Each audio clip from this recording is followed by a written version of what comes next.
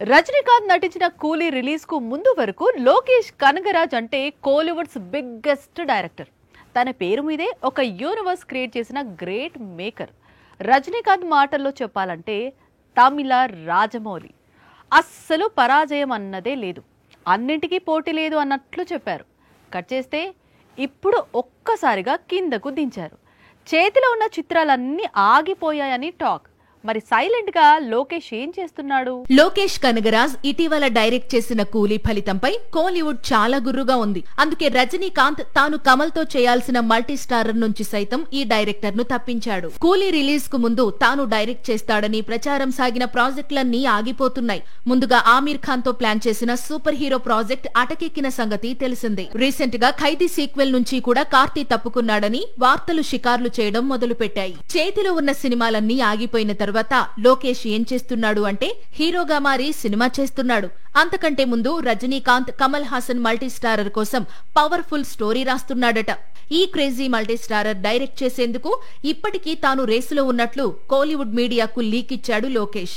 కథ కుదిరితే దర్శకుడిగా అవకాశం ఇస్తాను అన్నారట రజనీకాంత్, కమల్. ప్రస్తుతం లెజెండ్స్ ఇద్దరిని ఇంప్రెస్ చేసే పనిలో ఉన్నాడు లోకేష్. రిషబ్ శెట్టి అంటే కాంతార హీరో కదా అంటూ ఠక్కున గుర్తుపడతారు.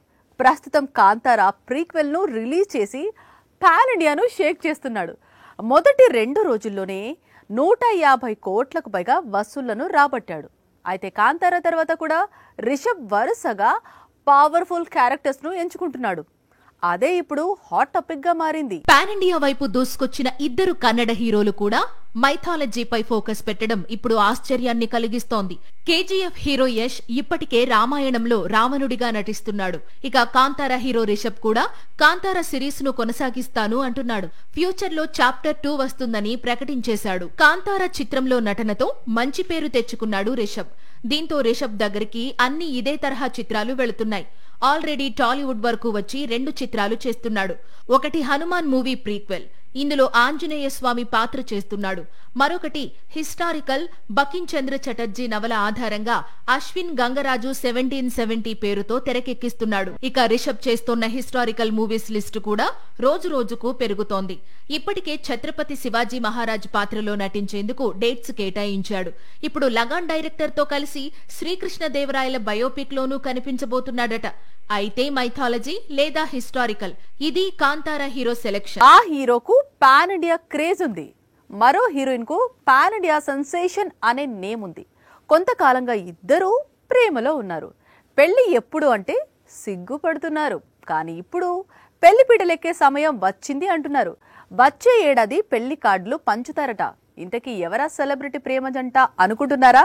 అయితే ఈ స్టోరీ చూడండి. ఇటీవలే న్యూయార్క్ లో జరిగిన the world largest India day కవాతులో విజయ్ దేవరకొండ, రష్మిక పాల్గొని సందడి చేసిన సంగతి తెలిసిందే. ఒకరి చెయ్యి మరొకరు పట్టుకుని నడిచే విజువల్స్ మొన్నటి వరకు సోషల్ మీడియాను బాగానే షేక్ చేశాయి. అది వీరి జోడీకి ఉన్న క్రేజ్. ఇప్పుడు వీరిద్దరూ ఎంగేజ్మెంట్ చేసుకోవడం అంతకంటే సంచలనం సృష్టిస్తోంది. విజయ్ దేవరకొండ, రష్మిక పీకల్లోతు ప్రేమలో ఉన్నారు. ఎప్పుడో గీత గోవిందం తెరకెక్కే సమయంలో పుట్టిన ప్రేమ ఇప్పుడు 7 అడుగులు వేయిస్తోంది. కొద్ది గంటల క్రితమే విజయ్ దేవరకొండ ఇంట్లో సింపుల్ గా నిశ్చితార్థం జరిగింది. వచ్చే ఏడాది ఫిబ్రవరిలో వీరిరువురు 7 అడుగులు వేయబోతున్నారు. శ్యామ్ సింగ్ రాయ్ డైరెక్టర్ ప్రస్తుతం తెరకెక్కిస్తున్న కొత్త చిత్రంలో విజయ్ దేవరకొండ హీరోగా నటిస్తున్నాడు. ఇప్పుడు ఇదే చిత్రంలో హీరోయిన్ గా రష్మిక కూడా నటిస్తోంది.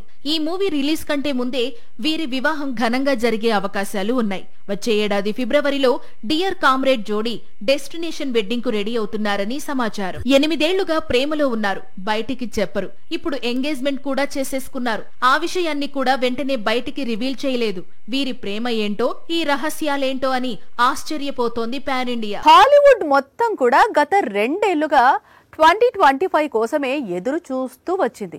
అందుకు కారణం అవతార్ 3వ భాగం విడుదల కావటం. ఇప్పుడు పార్ట్ 3 కౌంట్ డౌన్ మొదలైంది. మరోసారి జేమ్స్ కెమెరాన్ సంచలనానికి రెడీ అవుతున్నాడు. 2025లో అప్పుడే అక్టోబర్ వచ్చేసింది. దాంతో అవతార్ 3వ భాగానికి సంబంధించిన ప్రమోషన్ లో వేగం పెరిగింది. డిసెంబర్లో 3వ భాగం విడుదల ఉంది. అయినా సరే జనవరి నుంచే ప్రమోషన్ స్టార్ట్ చేశాడు కెమెరాన్.